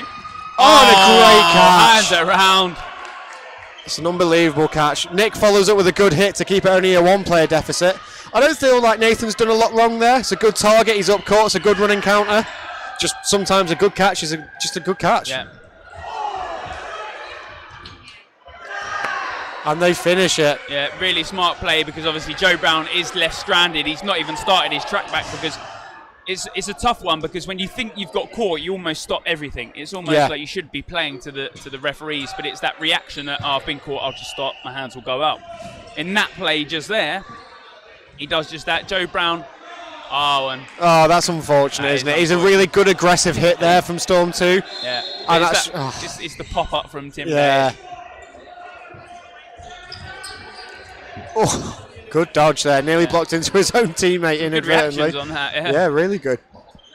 But 2 set points apiece after that Storm win in that last set. It's smart from Storm, though. They're now controlling their ball possession a little better. They're not giving Meteors 4. They saw in the first set what happened when they kept giving them 4 and 5. I mean, if Meteors had calmed down a little, I think they probably would have got 4 from that. But let's see what happens here. And substitution that we didn't mention there, Dan Evans on for Nathan Christopherson. Just shows the strength and depth, doesn't it? With Brett not available today, you can see him in the coach's box there. Hopefully get well soon. Oh, great double hit. But they can bring on someone like a Dan Evans still. yeah, That extra power arm from that side. Well, yeah, good from Storm. They're off Tim into Joe, I believe.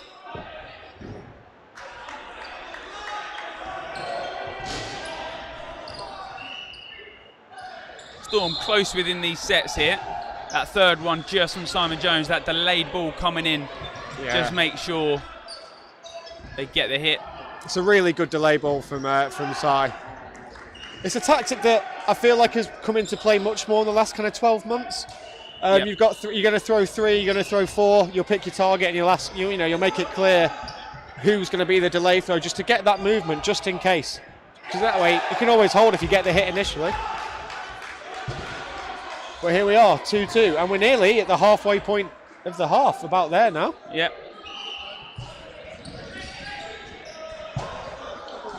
Those that 30-minute game, obviously, 2 15-minute halves, each half comprised of those 3-minute sets. Yeah, a good 1-for-1 there. I don't think any Storm player is going to mind a 1-for-1 in this against game Meteors. No, exactly that. A substitution for Storm as well. Billingham's on, who you can see in position 4 without the knee pads. I'm still trying to get my head around if I could play without knee pads. My knees have fallen apart on it. I finally bought new knee pads. I had new knee pads. I had knee pads for a long time. They started to fall apart. Finally purchased some new gel knee pads. So,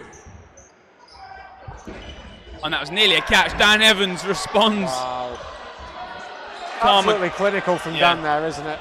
Absolutely really smart. Clinical. Smart dodgeball. He set himself perfectly. Drops low. He knows those balls are coming. But a good catch from the side of Storm takes out Nick Mester. But that's big for Storm because that brings back in Jake, who is arguably, you know, their strongest player, arguably the most well known as well within the team. So that's the player they'd like to come back on at any point. So let's see if he can catch anyone again.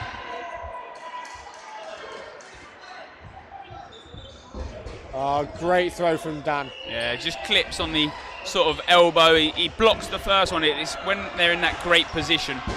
If you're hit by one, that one that's collided just there, he's hit by the second. Nice timing from Meteors and showing a bit of class and discipline. Yeah, that's really well done from them. You know, you could have forgiven them for losing that first set, for trying to turn it up a little bit and go up the gears.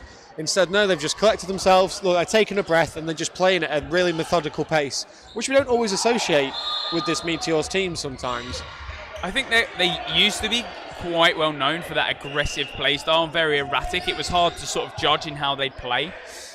These days, it's a lot about assessing the situation and the team you're up against before you really start to pick them up. It's some of the greatest sort of tactical minds behind it. Ball pops up. Interesting call from the ref. They've given Jake out. They gave a double hit from Dan off the start. From here, it looked like he blocked him, but he did block it into his teammate, which was given. But yeah, given out. Scott's made the decision. I'm not too happy in the Storm out box at the moment, but you have to go with the ref's call.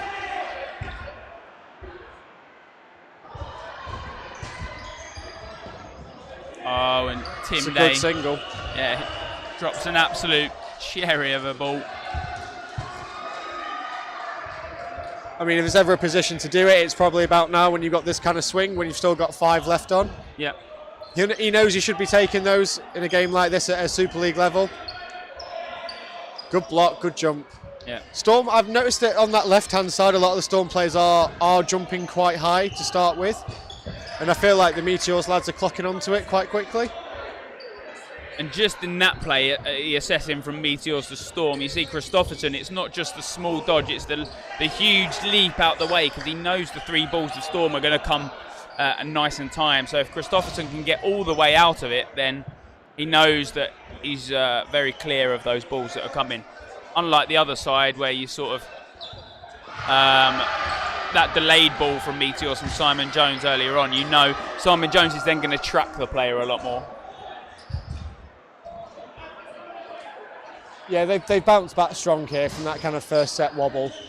You know, the second set as well, they gave a little bit away, but like you said, the experience and class of these players is coming through. Like, you know, like we said at the start, the Storm 2 team are full of talent. You know, there's a mixture of uni players, I know former uni players as well. Like you said, Billingham who came on.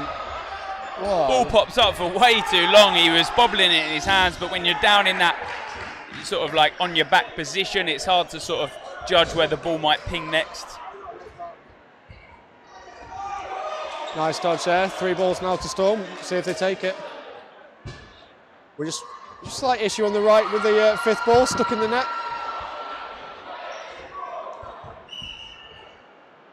And now time paused.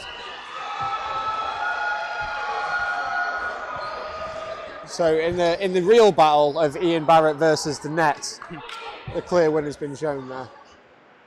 Right, big chance for Storm here. 4 balls. I believe even on players. Yeah. The 4 balls. Oh, and Tim Day finally does pick up the catch. No players out for Meteors, but the one player out for Storm. Unlucky there from a forward ball attack. It's where you've seen those forward ball attacks where Meteors have been so clinical. Joe Brown and Christopherson tumble over each other on their track back. Not quite the coordinated Meteors that we've seen time and time again. No, not quite. I'm glad they can find the funny side. The thing is, it's okay to check everyone's all right and then laugh about it. How many times have we seen someone do that and there goes an ankle, a knee, a shoulder? Especially, you know, when it's a jump and you land into someone. That's when the injuries happen. At the Open last week, we had the same thing in our game. We were playing against MK and Sam Coppings like slid low. Jamie's gone high and just landed 2-footed straight on his ankle. Just what you want. Perfect, isn't it? Day out to Hartford. That's it. Get crunched. It's good middle ball running, I've noticed, like a lot from here. Yeah. Although Storm 2 are throwing that first single from middle a lot in the game, and they're getting punished for it now because they've clocked on. They think they hit Dan Evans, but it isn't. It's called just as a block. Oh, and he's jumped into that face first. Yeah.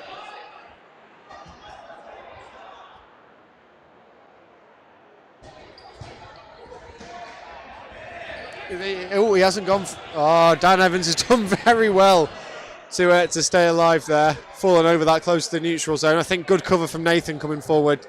Just giving that bit of protection. Free throw hit on Joe, I believe, there. So only one player down. Now Storm 2. They are 10-2 down in this game. Single ball comes in. That's a really good hit from Nathan there. Nathan David on the left, foot number 14. And he finds that perfect time to take the stand in every time. He assesses the player that he's, you know, playing up against. It's really what separates sort of the, not the lowest player, but you know, that sort of at the bottom of Super League when you're into that sort of standard. And there is a huge leap sort of from the top of Super League to the bottom. You know, as time goes on, Super League will very, very clearly become, you know, every game could go each way. And for some games, you still do have that.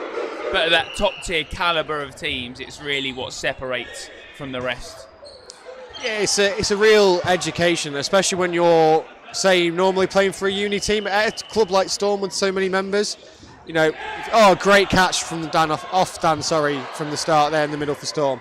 You know, there's a lot of the players who have played at other clubs, play at unis currently, who don't have the exposure to this league a lot, and it is a steep learning curve when you go from playing uni league to staring down a team of international players. I mean, there was a really nice catch from Storm, but then they've given away the fifth ball, but they've done really well to not lose anyone off the back of it. They've given away the fifth ball. Christopherson's got the hit from the single, but does that... You know, that's a hard one to take, and Christopherson then takes the catch. It's catch after catch for the side of Meteors. Tim Day with a catch and block. There's another great take there. That is a great catch. That's two for him this set. One off Nathan and Dan. I think that finished 4-3 or 4-4. Oh, yeah. Excellent. You know what? I think that's a thoroughly deserved point. I feel their gameplay in this first half has warranted that completely. Are we ahead? You know, it's a strong finish for Storm in that half there, and they've definitely, they've not let the occasion get to them. They've played well. They've controlled balls mostly, and when they haven't, they have been punished for it. But yeah, it's an intriguing second half now.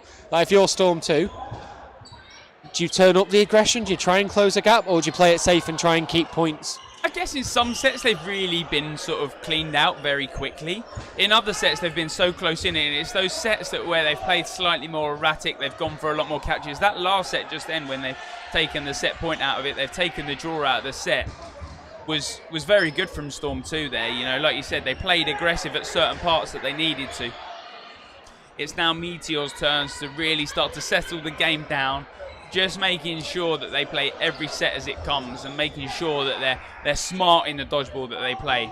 Yeah. Otherwise, they'll start letting Storm 2 creep into a couple of sets.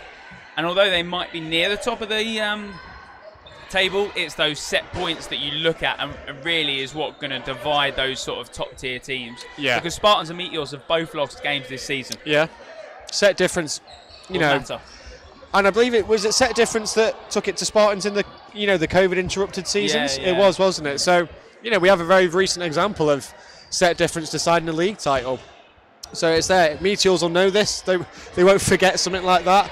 So, but they'll know they can't just go guns blazing. With the Storm 2 lads are taking catches here, so they can't go super aggressive and just force it. But if they play like they did for the majority of that half, then I think that they will manage to rack up the sets a little bit, because overall they were excellent. The control from Nathan on that side was really good from there. And there, it's what you get, isn't it? Just trying to see if we can get a score update from the other court in the battle at the bottom of the table. See if I can try and get hold of one. I think it might be 12-4 from what I can see. It's quite a bad angle I've got, but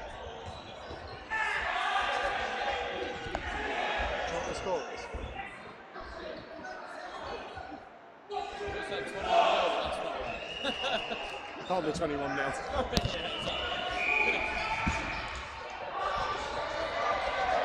Yeah, if we can get an updated score from that court, we'll try. At the moment, the scorecard's just out of view of everybody. But it looks like we're lining up here for the second half.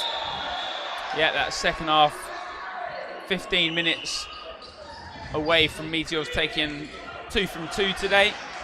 I'm not sure the result in the other Storm game. I didn't quite catch it. Storm ones very narrowly lost to Manchester Bees in their second match.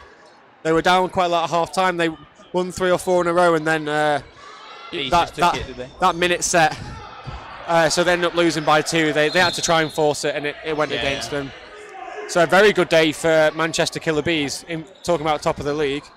In terms of trying to cement that third position, them winning 2 and some of their near challengers not winning 2 is massive. And a nice catch.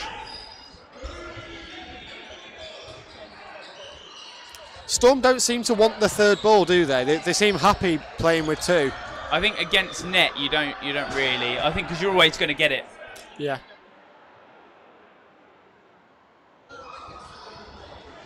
Good block from Joe there. Yeah. Defensive sort of block into the ground. I don't think that's a catch. I'm going to say I'm pretty sure he landed off court. It's unfortunate. He went for it. Maybe should have left that to his teammate next to him, number 37. That's very unfortunate for Jake, though. Good lead from Tim. Yeah. He saw the hands go out slightly. He does look for it, but then probably decides against it after he dodges the first one. Oh, there it is from Sai. It's a really good take there. After Tim getting hit, that's what you need, isn't it? Just re-establish that player lead. And it brings back Dan Evans.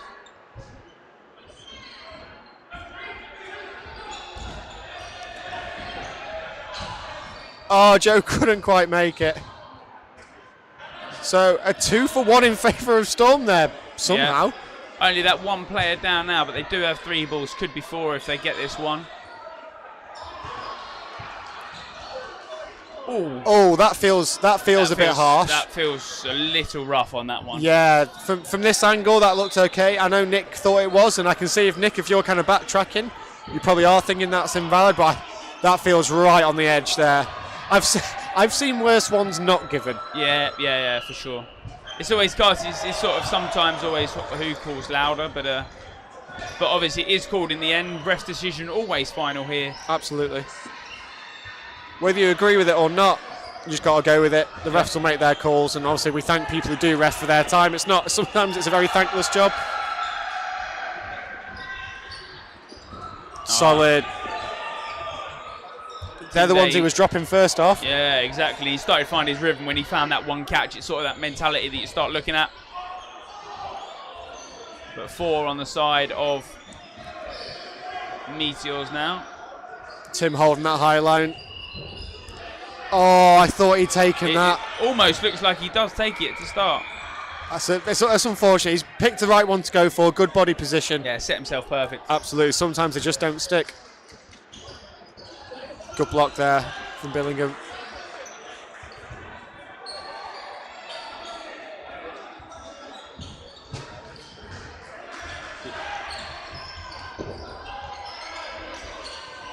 eventually a 1-for-1. They was so quick up court, the Meteors boys. Like, what do you do if you're the Storm 2 player in that position? Got to get out of the way. Do you try and throw yourself out the way? Do you throw your body at a catch? Like, what's a great return there.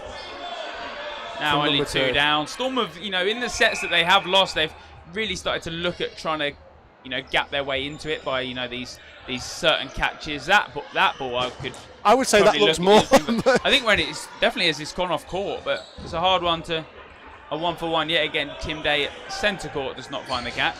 I've heard a few people talking about that this year. When people like to do, the kind of waste balls when they're up in sets. It's the defensive one ball, isn't it? Where do you draw the line about it being an invalid in terms of going off court? How close is it? If it's going straight off court, is it still within a metre? At the moment, that's the rule. Is that something that might get looked at? Because there's a lot of people who are thrown with no intention to hit from there. It's a tactic that I think most teams do when they're up, and it's a sensible one. I think it's something that might have to get looked at moving forward. It's a great catch in the middle again. He's taken a few today. I believe he's an Imperial player as well. I think a lot of them do come from the old Imperial sort of. They were the feeder club to Storm for a long time. Yeah, a lot of the founding members are all Imperial boys, aren't they? And a good hit to follow up. What is going on from Meteors? Dropped every single thing that's come their way this set. I mean, that's all happened in about 30 seconds. We have a 6-on-2. Yeah, well left. The temptation isn't it? When everyone in your team's catching, you think, I want one as well. Especially a 6-on-2, you happily look at taking a catch early on, because if you do that, and Tim Day, as we say that, everyone dropping everything, Tim Day does just that. That was the commentator's curse from the last set. Nathan would have wanted that counter a bit quicker. He's not been able. It's a good hit, though. It's what he needs to do before that ball comes back in. One in now. Good lead from Jake. Yeah, good fakes. Just applying that pressure. Just making sure that Christopherson is pushed back to the back of the court. 3 balls now. 3 balls all coming at once. I think that's a block, yeah. Yeah, good dodge there. It's a hit. And he snatched it. Great way to finish the set. That's a really strong set from Storm really 2 nice. There. If you're Meteors now, just dust yourself off and... I think just calm things down. Don't go for everything. Now's the dodging sort of time. You've lost that momentum. Jake's managed to get the 1 ball, and Simon's giving him the second. Again, not sure how much they meant that, but that's not a bad start for Storm there. Yeah. Considering they weren't really ready at the start of the set. No. And Simon, that's a drop from Simon, and a hit on Nathan. 2 for 1. Yeah, you'll take that every day of the week. Every day of the week. And twice on Sundays if you are Storm 2 at the moment. Catch and out first. Nick Nesta. Really strong that. Meteors need to calm this down a little bit now, don't they? 40 seconds have gone and they're already 3 players down. Really good fakes there. Good dodge from Dan Evans, though. Here we go. Not very aggressive, that counter, it felt like. I think he is hit there. I think it hits his back. Okay. So Finn, the line ref, I think was giving that as a hit. But I think... But Macaulay... Yeah, Harrison and Meg White... Both said no, didn't they? Yeah. It's always the hard thing, isn't it, as when you're there, like if you're the centre refs, obviously this court is your responsibility. Yeah. But then again, you have your line refs there for a reason. It's where do you draw the line between who makes that final call. And we're down to just Nathan again. One of the Storm players does just think he gets caught by Dan Evans, but Dan Evans was already out in that play. Christopherson looks for a little fishy. He thought about it. It's a good safe throw again, what we're talking about. Yeah, good block, double running. Good catch from Nath. Time in there. Catching out there, brings back Nathan David. 3-on-1. And a catch made again. Great reactions there from Storm 2. Whoa, so that is two really strong sets in a row from Storm 2. 15-7 now. But a timeout called from Meteors, and a good timeout, just stop any momentum Storm 2 have picked up in those past couple of sets. If you're the Meteors lads now, what are you saying here? Because they're throwing the aggressive singles as we know they do, and is their game. But obviously, these last 2 sets, it just hasn't worked. I think the aggressive sort of. Did you see that as well? I'm glad you saw that on that one. A cartwheel on another court there, but if you're Meteors there, I think you need to play a defensive single ball now. Just throw to miss. You're not trying to wipe them out. You're not trying to eliminate. Just hold on to those sets that you do have. Storm 2, I felt like if they've tried to have 2 balls quite a lot. I feel Meteors might be better served doing the same thing now. Yeah. And because they back themselves in a double running, every day of the week. I think that's where they're at. And it's not a bad system for them. It's worked for them against the teams higher up the league, hasn't it? So. But the second half, Meteors would have hoped for so far. They're still in control of the game, sets-wise. Hit from Joe, miscommunication What is going again. on with that start from Meteors? Their heads are falling apart in the past couple of sets. That calm and controlled Meteors that we've seen time and time again, we're not seeing a 1-for-1 and a good trade. Absolutely a good trade there. Like we said in the first half, any 1-for-1 at this point I think is quite good.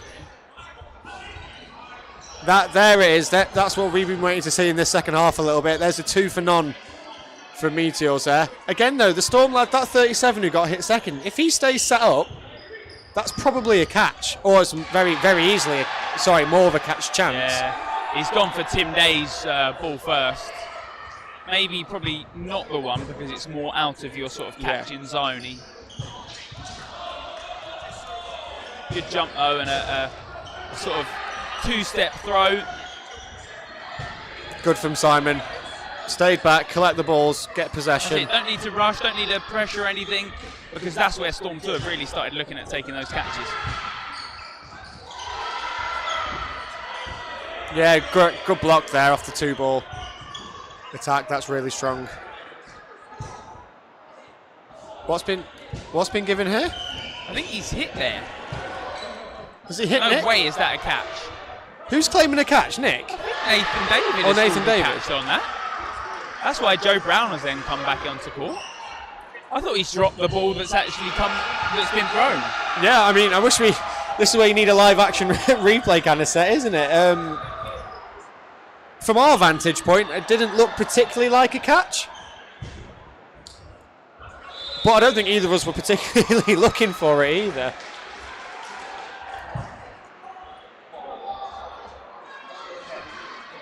Trying to have another quick look now.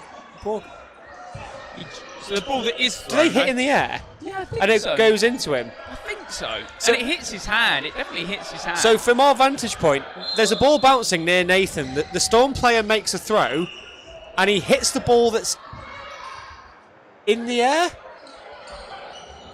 But the game's restarted. They've given the catch. The game has restarted.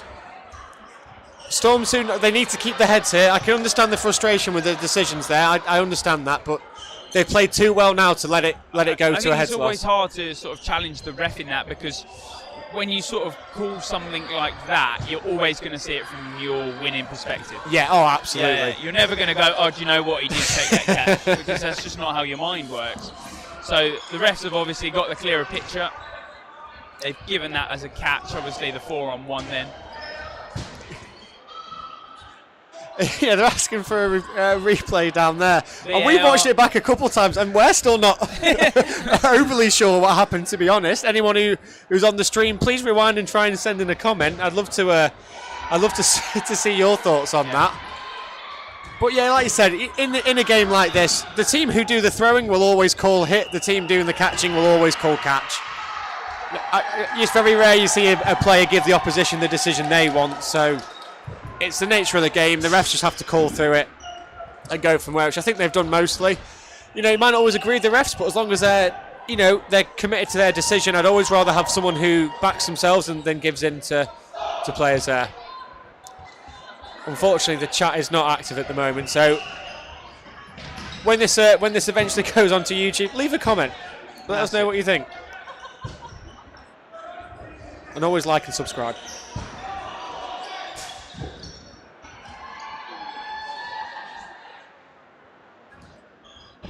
That's a catch it back at court. Dan Evans, he's not even stood up. Like, has that just come out of his hand? Like, no, he was pre-thrown at the middle player there. But I don't know if the throws made him fall over, if he just did it from a kneeling position. Yeah. But then Simon gets hit on the follow-up. And there, and blocked from Joe into Nathan. It was good honesty from Simon because the catch came in. He might be able to try and do it the other way, but... And he's picked up the catch. And so he's hit. Joe was hit on the pre-throw, but I don't think that was a catch. Doesn't matter, 1 for 1 nonetheless. 3 players up still. Yeah. Tim's managed to avoid that one. Oh, ball's got a good hit from Nathan. Right, 3 on 2. Much better. Here we go. Who's got the third ball at the moment? Refs are just deciding.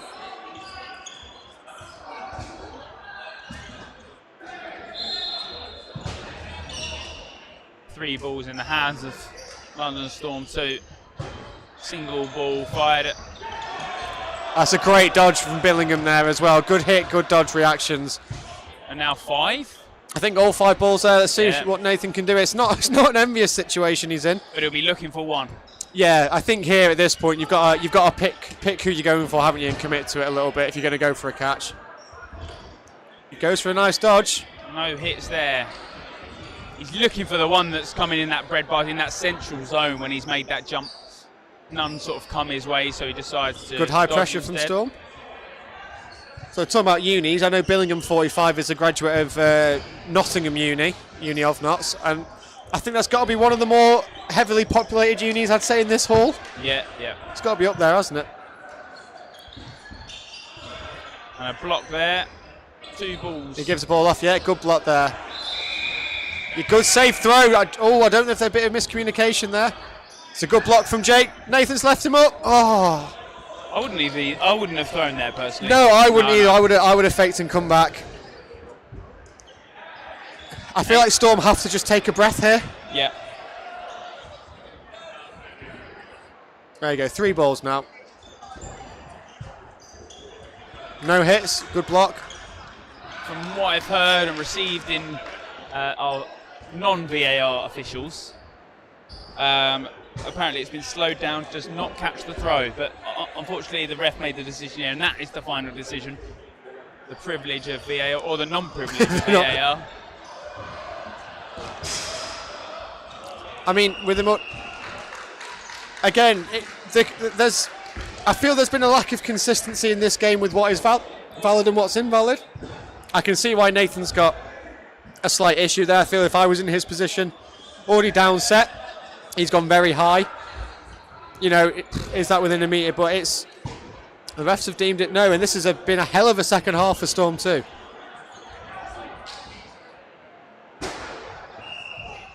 $17-9. Right, let's see if Meteors can have a slightly better start this time. 17-9, in and around a minute left on the clock.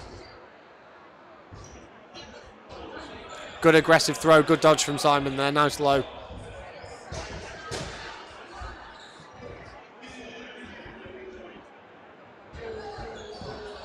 Good. Oh. That looked like a Harrison's called it as the line ref. It looked from here, didn't it? And it sounded like it.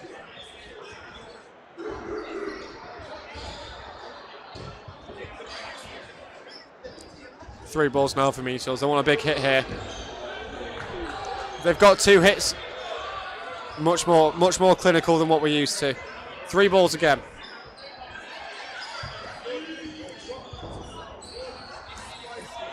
Dan Evans with a bit of a jump, like pump kick jump throw there. Don't see many of those under pressure from the pre-throw. Oh, he wanted the counter, but there's no one with him. He hasn't got a teammate up.